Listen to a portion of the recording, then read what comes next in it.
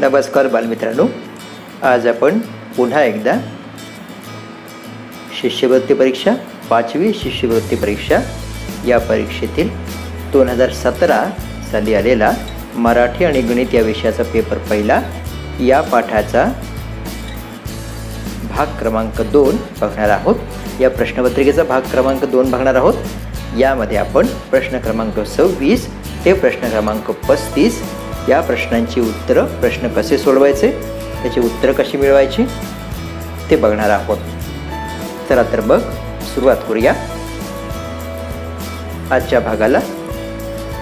5वी शिष्यवृत्ती 2017 पेपर क्रमांक 1 भाग 2।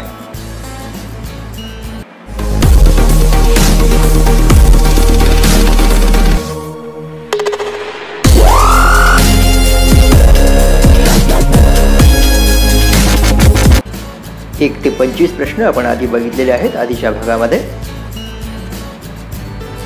आपल्या YouTube चॅनलवरती तुम्हाला हे प्रश्नपत्रिकेचा भाग पहिला बघायला मिळेल। प्रश्न 26वा, रोमन संख्या चिन्हानुसार m - d भागिले l बरोबर किती?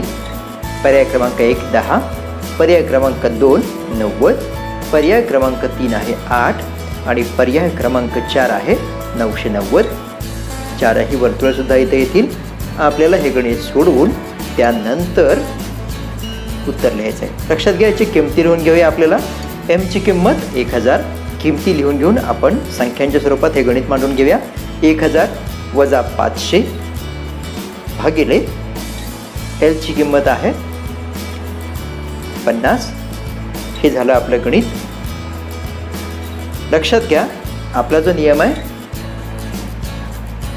कंचे भागू बेव, त्याप्रमाणे पहिल्यांदा भागाकार गुणाकार जे काही असेल ते पहिल्यांदा करावं लागतं। 500 भागिले 50 म्हणजे 10। मग आता गणित काय झालं बघा, 1000 वजा 10 आणि याचं उत्तर येणार आहे 990। याचं उत्तर येणार 990, त्यामुळे पर्याय क्रमांक 4 हे आपले योग्य उत्तर असेल। आपल्याला त्या पर्यायाच्या क्रमांकाला रेखांकित किंवा छायांकित करावं लागेल। प्रश्न 27वा, 65,500 घेतलेली गाडी 54,000 विकली तर किती रुपये तोटा झाला? पर्याय क्रमांक 1 10,500, पर्याय क्रमांक 2 11,500, पर्याय क्रमांक 3 1,500 आणि पर्याय क्रमांक 4 आहे 11,000। 4 पर्यायांची वर्तुळे इथे आलेली आहेत। लक्षात घ्या इथं संख्या आपल्याला पहिल्यांदा अंकात लिहून घ्याव्या लागतील। लक्षात घ्या साडे म्हणजे अर्धे किंवा निम्मे। इथे साडे हा शब्द 1000 या संख्येशी संबंधात वापरलेला आहे, म्हणजेच इथं याचा अर्थ असा आहे की 500। 100 संदर्भात वापरलं असतं तर 50 म्हटलं असतं आपण, पण 1000 संदर्भात आहे त्यामुळे 500 असं घ्यायचं आहे।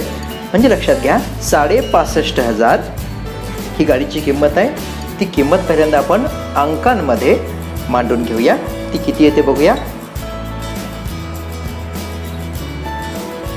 ती किंमत असणार आहे 65,500।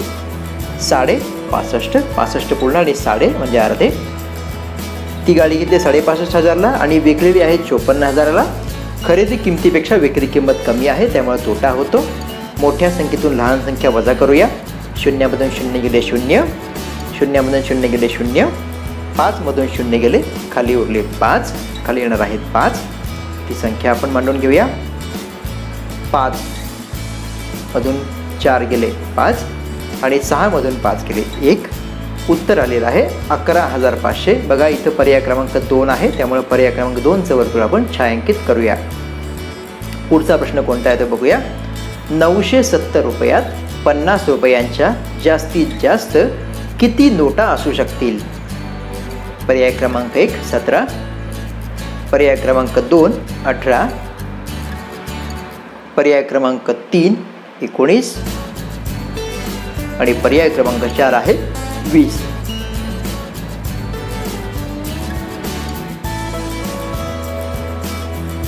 हे सुद्धा गणित आपल्याला सोडवायचं आहे। लक्षात घ्या काय विचारलं आपल्याला, 970 रुपयांमध्ये 50च्या जास्तीत जास्त किती नोटा हे काढण्यासाठी पहिल्यांदा 900 रुपयात 50 रुपयांच्या किती नोटा येतील ते आपण पाहूया। म्हणजे 70 रुपये थोडे बाजूला ठेवूया आणि 900 रुपयात किती नोटा येतील ते बघूया. आणि वरच्या 70मध्ये पुन्हा 50 नोटा किती मावतात, किती बसतात, किती येतात ते बघूया. 100 रुपयात 50 रुपयांच्या 2 नोटा येतात. 100 रुपयात 50 रुपयांच्या 2 नोटा येतात. त्यामुळे 900 रुपयात 50 रुपयांच्या 18 नोटा येतील. आता उर्वरित आणखी 70 रुपये राहिलेले आहेत. 70 रुपयामध्ये सुद्धा 50 रुपयाची 1 नोट येणार आहे. त्यामुळं पहिल्या 18 आणि आणखी एक 70 रुपयांमधली अशा 19 नोटा येतील. पर्याय क्रमांक 3चं वर्तुळ आपल्याला छायांकित करावं लागेल. चला तर आपण ते वर्तुळ छायांकित करूया. 18 लिहिले आपण 18 लिहून मोकळे होतो, परंतु वरच्या 70 रुपयामध्ये सुद्धा एक 50ची नोट येते, हे आपण लक्षात घेतलं पाहिजे. पुढचा प्रश्न कोणता येतो तो बघूया. प्रश्न 29वा. खालीलपैकी कोणती आकृती पेंटोमिनो नाही? नाही हे विचारलंय, नसलेली आकृती विचारलंय. पेंटोमिनो. पर्याय क्रमांक 1 आला आहे तुमच्या समोर, पर्याय क्रमांक 2 आला आहे, पर्याय क्रमांक 3 आला आहे आणि पर्याय क्रमांक 4 सुद्धा इथं आलेला आहे. भूमितीशी संबंधित ही गोष्ट आहे. मुळात आपल्याला पेंटोमिनो म्हणजे काय ते माहिती पाहिजे. पेंटामिनो म्हणजे 5 चौरस असतात. पेंटोमिनोमध्ये 5 चौरस असतात. लक्षात घ्या, 1, 2, 3 क्रमांकाच्या आकृतीमध्ये सगळीकडे 5 चौरस आहेत, पण शेवटच्या आकृतीमध्ये 6 चौरस आहेत. आणि आपल्या पेंटामिनो नसलेली आकृती विचारलंय, नाही असं विचारलंय. त्यामुळे पर्याय क्रमांक 4 हे आपले योग्य उत्तर असणार आहे. आपण पर्याय क्रमांक 4च्या वर्तुळाला छायांकित करूया.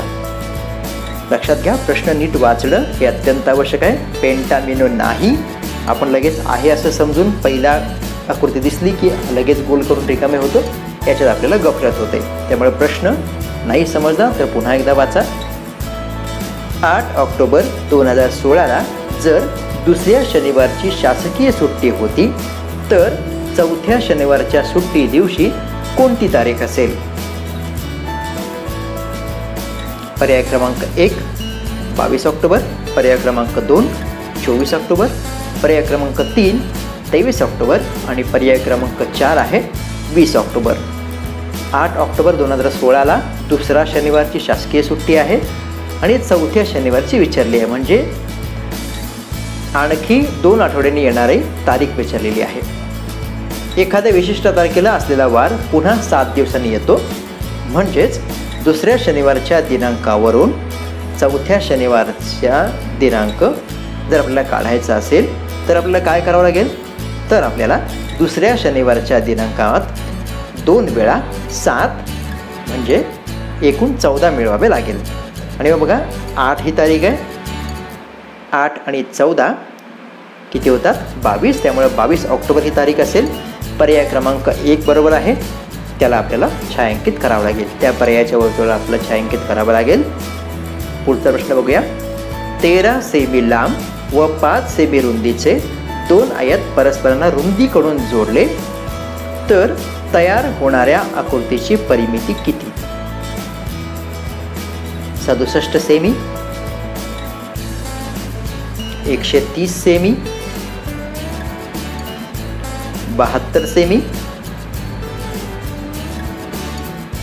62 सेमी. बघा 2 आयत आहेत, 13 सेंटीमीटर लांबी आहे आणि 5 सेंटीमीटर रुंदी आहे. हे एकमेकांना रुंदीकडून जोडले, लक्षात घ्या. हे एकमेकांना रुंदीकडून जोडले. इथं रुंदी आहे 5 सेमी, हे लक्षात घ्या. आता हे जोडल्यानंतर काय होते बघा, वरची जी लांबी आहे ती 13, 13, 26 होणार आहे आणि रुंदी जी आहे ती 5, 5 होणार आहे. आणि मग आपल्याला माहिती आहे परिमितीमध्ये सर्व बाजूंची बेरीज 13, 13, 26, समोरची 26, 52 आणि डावीकडची रुंदी 5, उजवीकडची रुंदी 5, असे दोन्ही मिळून 10, 52 आणि 10, 62. त्यामुळे पर्याय क्रमांक 4चं वर्तुळ आपल्याला रंगवावं लागेल.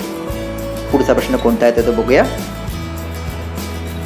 प्रश्न क्रमांक 32 सोडवा. काय सोडवायला सांगितलंय, उदाहरण कोणतं येते ते बघूया आपण अगोदर. सोडवा. कंसामध्ये महिरपी कंसामध्ये 15°(7) अधिक 6°(7) वजा 2°(7) कंसाच्या बाहेर वजा 4°(7) बरोबर किती? पर्याय क्रमांक 1 19°(7), 2 19°(21), 3 15°(7) आणि 4 23°(7). लक्षात घ्या, हे सगळे अपूर्णांक दिलेले आहेत जे दिसत आहेत तुम्हाला ते समच्छेद अपूर्णांक आहेत. त्यामुळं याच्यासाठी समच्छेद अपूर्णांकाच्या बेरीज आणि वजाबाकीचे गुणधर्म लागू होतील. पहिल्यांदा आपण पहिला कंस सोडवून घेऊया, म्हणजे पहिल्यांदा गणित मांडून घेऊया आणि त्या पद्धतीने सोडवूया. कंसामधलं पहिल्यांदा आपण कृती करतो. 15अंश/7 अधिक 6अंश/7 ही कृती पहिल्यांदा करूया. का तर त्या क्रमानं ती गोष्ट आलेली आहे म्हणून. समच्छेद अपूर्णांक आहे, आपण अंशांची बेरीज करतो आणि छेद आहे असं लिहितो. त्याचे उत्तर आले 21अंश/7 वजा त्यातून घालवायचं आहे काय आपल्याला 2अंश/7. कंसात ती क्रिया आपण आधी पूर्ण करतोय, त्याच्यातून वजा आपण करतोय 2अंश/7. छेद समान आहेत, अंशांची वजाबाकी करणार आपण, त्यामुळे उत्तर येईल 21 वजा 2अंश/7 आणि ते उत्तर त्याची वजाबाकी असणार आहे 19अंश/7. तोंडी आपण करतोय, आपण 5वीला आहे त्यामुळे या गोष्टी सहज तुम्हाला समजतील. 19अंश/7 वजा 4अंश/7. छेद समान आहेत त्यामुळे अंशांची वजाबाकी करायची आपल्याला. 19 मधून 4 गेले 15अंश/7. पर्याय क्रमांक 3 हे आपले योग्य उत्तर असेल. त्या क्रमांकाचं वर्तुळ आपल्याला छायांकित करावं लागेल. प्रश्न क्रमांक 33. b गुणिले 1अंश/8 बरोबर 8 तर b बरोबर किती? म्हणजे b ला 1अंश/8 ने गुणल्यानंतर 8 हे उत्तर येतं. तर b बरोबर किती? 1 पर्याय क्रमांक 1, 2 16, 3 64 आणि चौथा पर्याय आहे 72. चौथा पर्याय आहे 72.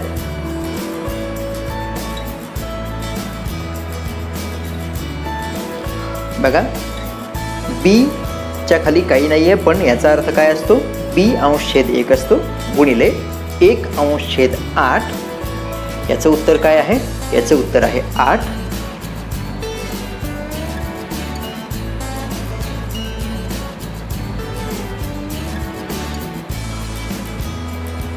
म्हणजे याचाच अर्थ असा आहे की वरती येणारी संख्या b/8 बरोबर, बघा गुणाकार आहे, अंशाने अंशाला गुणलं, छेदाला छेदाला गुणलं, b/8 बरोबर 8. तेच उत्तर येणार आहे. आपल्याला इकडचं 8 b च्या खाली जे 8 आहे छेदस्थानी ते घालवायचं आहे. त्यासाठी त्याला आपल्याला 8 ने गुणावे लागेल, म्हणजे छेदस्थानचा 8 निघून जाईल. कारण आपल्याला माहिती आहे 8 अंश नुसतं 8 मांडलं का किंवा 8अंश/1 मांडलं तरी उत्तर एकच येतं. आपण जर डावीकडे गुणत असू तर उजवीकडे सुद्धा आपल्याला त्याच अंकाने गुणावं लागेल. याला समानतेचा गुणाकाराचा समानता गुणधर्म असं म्हटलं जातं. गुणाकाराचा समानता गुणधर्म. 8 गुणिले 8, बघा इकडचं 8 निघून गेलं, याचं उत्तर आलं 64. आपला पर्याय आहे 64. उत्तराचा पर्याय क्रमांक 3. ते वर्तुळ आपल्याला छायांकित करावं लागेल. रावसाहेबांच्या बागेत विविध प्रकारची 2100 झाडे आहेत. त्यापैकी 25% झाडे आंब्याची, 20% झाडे नारळाची, 40% झाडे फणसाची व उरलेली झाडे सुपारीची आहेत. तर सुपारीची एकूण झाडे किती आहेत? बाकी झाडं किती का असणार आपल्याला त्याच्याशी देणं घेणं नाही आहे. आपल्याला फक्त सुपारीची झाडं विचारलेली आहेत, त्यामुळे याच्यात बाकीच्या गोष्टीमध्ये वेळ घालवायचा नाही आहे. पर्याय क्रमांक 1 105, पर्याय क्रमांक 2 525, पर्याय क्रमांक 3 315 आणि पर्याय क्रमांक 4 415. आता हे गणित सोडवायचं कसं? सोडवायची पद्धत खाली दिलेली आहे, आपण बघूया. लक्षात घ्या, एकूण झाडांच्या संख्येपैकी काही झाडांची टक्केवारी आपल्याला दिलेली आहे आणि उर्वरित झाडं मात्र कशाची आहेत? सुपारीची आहेत. ती किती टक्के आहेत ते पहिल्यांदा आपण माहीत करून घेऊ. सुपारीची झाडं एकूण किती टक्के आहेत बघून. आंब्याची 25 आहेत, नारळाची 20 आहेत, 40 फणसाची आहेत, म्हणजे 85% झाडं इतर आहेत. म्हणजे उरलेली फक्त 15% झाडं ही सुपारीची आहेत. 2100च्या 15% म्हणजे किती हे आपलं उत्तर असणार आहे. म्हणजे 2100ला आपल्याला 15अंश/100 ने गुणायचं आहे. 2100 का? तर एकूण झाडं तेवढी आहेत. आणि 15 का? तर बाकी 85% झाडं ही आंब्याची, नारळाची आणि फणसाची आहेत. आणि आपल्याला विचारलं आहे फक्त सुपारीची. चला तर मग ते आपण काढूया. 2100ला आपल्याला 15% म्हणजे 15अंश/100 गुणावं लागेल.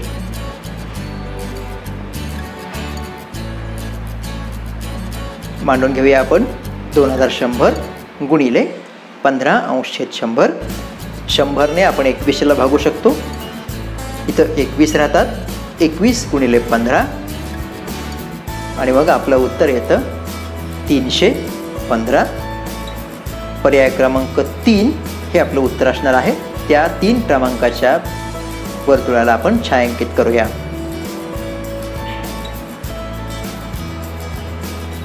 प्रश्न 35वा यातला शेवटचा प्रश्न आहे या भागातला. 42,000 मिलीमीटर लांबीची तार 6 ठिकाणी कापून समान लांबीचे तुकडे केले तर प्रत्येक तुकड्याची लांबी किती? यात सुद्धा एक खोच आहे. उत्तर बघू आपण. अगोदर पर्याय बघूया. 7 मीटर, 6 मीटर, 600 मिलीमीटर, 700 मिलीमीटर.